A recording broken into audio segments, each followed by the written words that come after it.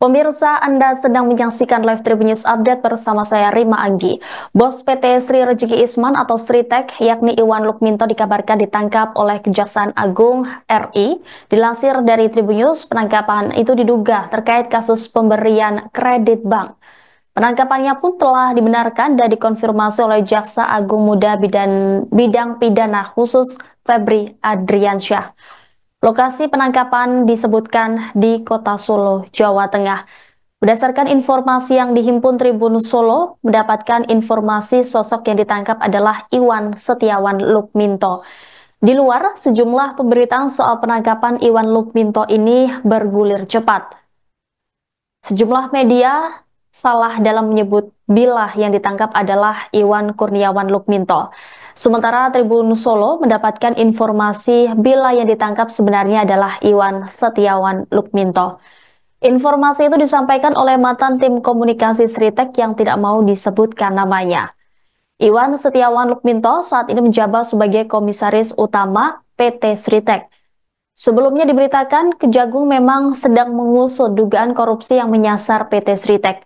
Kepala Pusat Penerangan Hukum Kejagung Harli Siregar mengungkap hal tersebut, di mana pengusutan dugaan korupsi yang tengah dilakukan itu saat ini masih bersifat penyidikan umum. Lebih jauh, ia menerangkan bahwa saat ini penyidik tengah mencari adanya dugaan korupsi terkait pemberian kredit bank terhadap PT Sritek. Sebelumnya, Sritek resmi dinyatakan pilot pada Rabu 23 Oktober 2024 setelah Pengadilan Negeri Niaga Semarang mengabulkan putusan PT Indo Barat Rayon. Atas kondisi ini, perusahaan tekstil terbesar di Asia Tenggara yang berdiri sejak tahun 1966 itu terpaksa melakukan PHK kepada lebih dari 10.000 karyawannya yang tersebar di sejumlah perusahaan grup Sritek. Dilansir dari laman resmi sritek.co.id, Iwan Kurniawan Lukminto lahir di Surakarta, Jawa Tengah pada 22 Januari 1983. Ia adalah anak keempat dari HM Lukminto yang merupakan pendiri Sritek yang dikenal sebagai tokoh penting dalam dunia industri tekstil tanah air. Menempuh pendidikan di luar negeri, Iwan mengantongi gelar dari 3 universitas berbeda, di antaranya Boston University tahun 2001, kemudian Northeastern University tahun 2004, dan Johnson & Wales University 2005, dan semuanya di bidang administrasi bisnis. Pengalaman Iwan di industri tekstil sudah terbangun sejak usia muda. Ia memulai karir di perusahaan keluarganya sebagai direktur divisi garment. Dari sanalah langkahnya dalam struktur kepemimpinan Sritek mulai menanjak. Pada tahun 2014, Iwan dipercaya mengemban jabatan sebagai Wakil Direktur Utama dan menjabat hingga tahun 2023. Kemudian, sejak tahun itu pula, ia resmi ditunjuk sebagai Direktur Utama Sritek, posisi yang dipegangnya hingga kasus ini mencuat. Tidak hanya berkutat di ranah bisnis, Iwan yang akrab disapa Wawan juga menunjukkan kepedulian terhadap dunia sosial dan organisasi. Ia pernah menjabat sebagai Ketua Asosiasi Pengusaha Indonesia Surakarta di tahun 2018 hingga tahun 2023. Selain itu, sejak tahun 2020, ia juga menjabat sebagai Ketua Asosiasi Perusahaan Sahabat Anak Indonesia yang menunjukkan komitmennya terhadap isu-isu pemenuhan hak anak di lingkungan kerja. Di bawah kepemimpinannya, Sritek menerapkan 23 kebijakan yang mendukung hak-hak anak.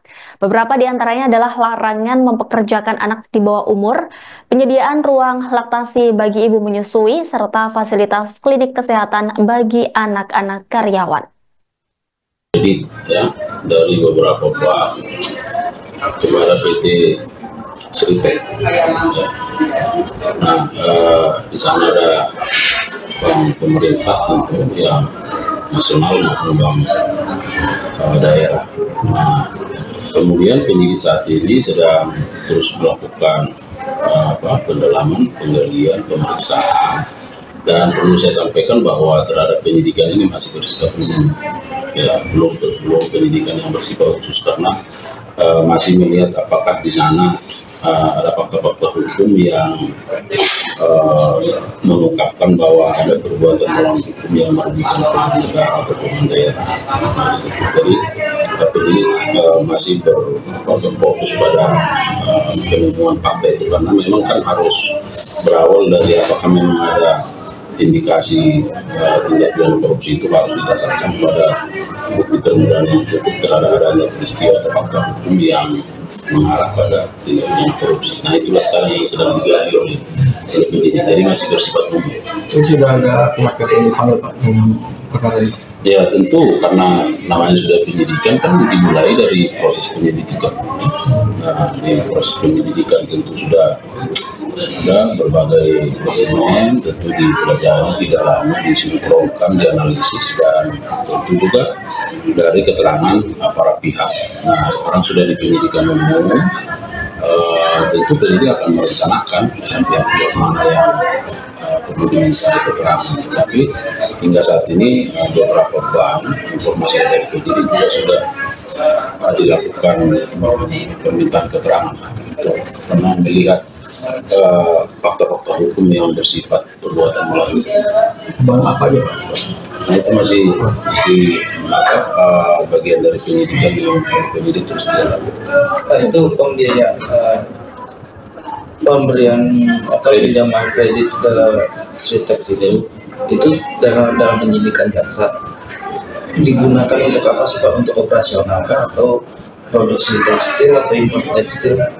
Ya, itulah yang akan didalami. Sekarang kan kita tahu bahwa PT Sritek ini kan katakanlah mengalami kesulitan dalam katakanlah pembiayaan, ya kan? Nah, dan kondisi sekarang kan sudah dinyatakan pelit kalau tidak salah. Ya.